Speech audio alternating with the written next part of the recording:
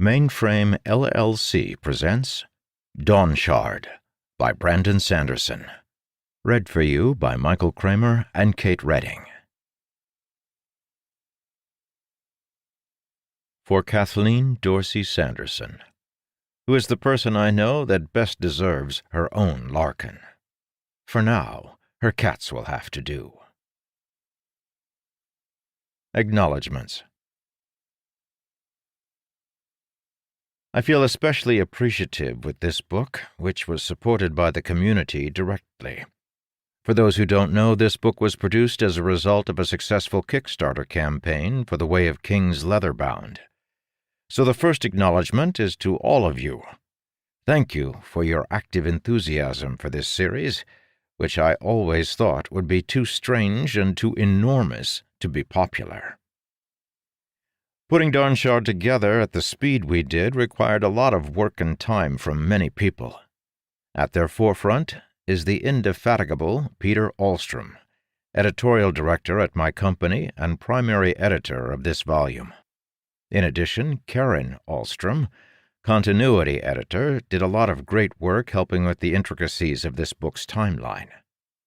Christina Kugler was our line editor on this book, and she was fantastic as always.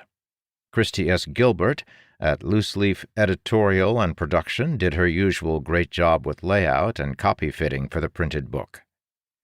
The cover illustration and design were done by Ben McSweeney and Isaac Stewart, with Isaac Stewart acting as art director and Ben providing the illustrations, including the icons at the heads of chapters.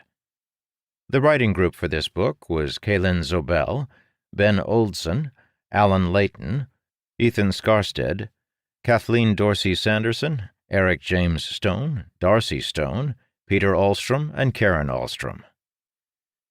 Of special note for this book, we had a group of accessibility and paraplegia experts who gave me a ton of great feedback, leading to not just a better book in their specific area of expertise, but a more engaging and interesting book overall. They include Eliza Stauffer, Chana Oshira Block, Whitney Civil, Sam Lytle, and Toby Cole. Our beta reader team included Alice Arneson, Richard Fife, Darcy Cole, Christina Goodman, Dina Whitney, Ravi Pirsad, Paige Vest, Trey Cooper, Drew McCaffrey, Bao Pham, Lindsay Lynn Luther, Eric Lake, Brian T. Hill, Nikki Ramsey, Paige Phillips, Leah Zine, Sam Lytle, Jessica Ashcraft, Ian McNatt, Mark Lindberg, Jesse Bell, David Behrens, Whitney Civil, Chana Oshira Block, Nathan Goodrich, Marnie Peterson, Eliza Stauffer, and Toby Cole. Gamma readers included many of the beta readers, plus Aaron Ford, Frankie Jerome, Shannon Nelson, Linnea Lindstrom, Sam Baskin, Ross Newberry, Evgeny Argent Kirilov, Jennifer Neal, Tim Channeler, Ted Herman, Chris McGrath, Glenn Vogelaar, Poonam Desai, Todd H. Singer, Suzanne Musin, Gary Singer, Christopher Cottingham, Joshua Harkey, Donita Orders, Robert West, and Linting Botanica Thu. It should be noted that many of them, after just having finished the Beta Gamma for Rhythm of War, went right into this book in order to get it done on time. I sincerely appreciate their wisdom, thoughtful feedback, and effort. Prologue. Nothing could compete with the experience of dangling from the rigging tens of feet in the air, fresh sea air in your face, while looking across an infinite plain of shimmering blue water. The vast ocean was an open roadway, an individual invitation to explore. People feared the sea, but Yalb had never understood that. The sea was so open, so welcoming.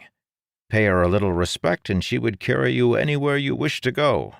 She'd even feed you along the way and lull you to sleep with her songs at night. He took a deep, full breath, tasting the salt, watching Windspren dance past, and grinned ear to ear. Yes, nothing could compare to these moments. but the chance to win a few spheres off the new guy, well, that did come close. Doc clung to the rigging with the tight grip of a man who didn't want to fall, rather than the loose control of one who knew he wouldn't. The fellow was competent, for an Alethi. Most of them never set foot on ships except to cross particularly wide ponds. This guy, however, not only knew his port from his starboard, he could legitimately haul on a bow line and reef a sail without hanging himself. But he held on too tightly, and he grabbed the rail when the ship swayed, and he had fallen seasick on the third day. So while Doc was close to being a real sailor, he wasn't quite there.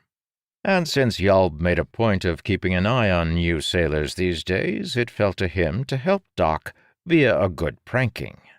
If the Alethi Queen wanted more of her people trained in Thaylen sailing traditions, they'd need to learn this part too. It was educational.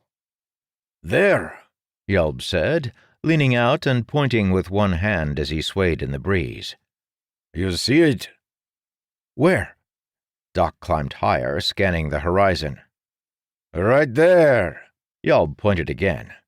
"Big spren emerging from the waters near where the sunlight reflects." "No," Doc said. It's right there, Doc.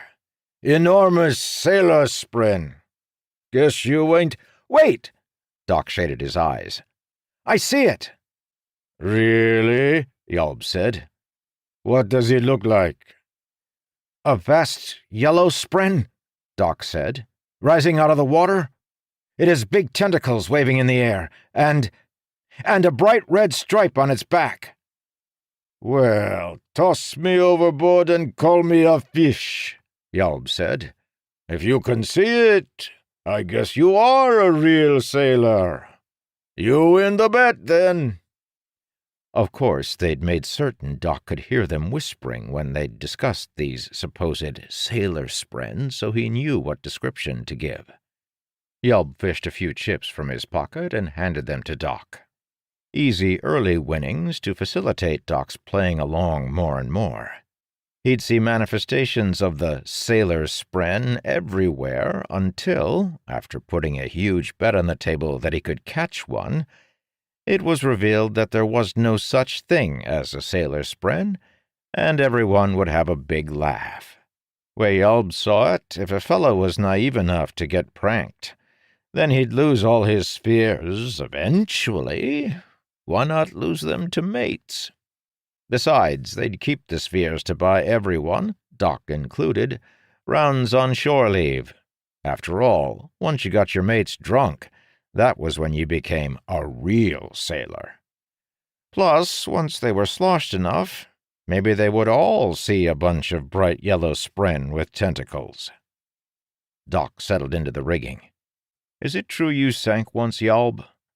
"The ship sank," Yalb said. "I merely happened to be a resident thereon." "Not what I heard," Doc said, his voice slightly spiced with an Alethi accent. "Didn't you tell people the whole storming ship vanished underneath you?" "Yeah, well, I swallowed half the ocean before someone fished—" To keep listening to this audiobook, I've left you a link in the description so you can do it, at no cost thanks to Audible's 30-day free trial.